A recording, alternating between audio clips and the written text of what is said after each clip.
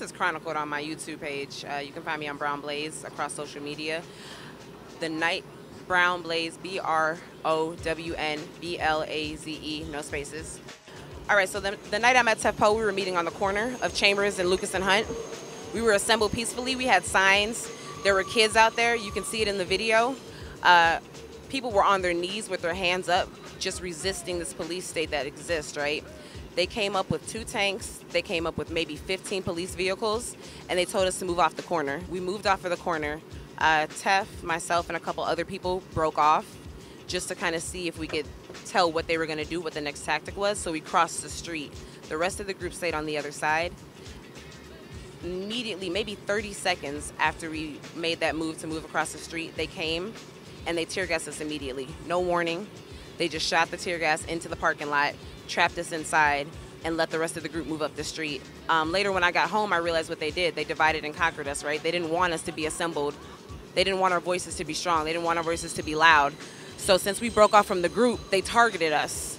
They targeted us without warning, and they wouldn't allow us to get back to our cars. And then they had guns pointed at us in the parking lot saying, y'all gotta go.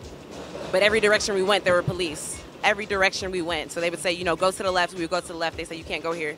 Go to the right. We go to the right. They say, you can't go here. And then, like, to the back of us is tear gas. So there was literally no way out, and they're just playing, you know, catch with our lives right now, for real. Something else that happened on the ground that was amazing to me and really shows how the community has gotten together was the pictures you saw of the Bloods and the Crips. Like, that's very real in St. Louis. That's still going on. Gangs are still very, very real there. And the pictures you saw of them standing in unity to block off stores from the damage because they knew that that's not what this was about, they actually formed an alliance with each other and said, as long as this is going on, we out here together.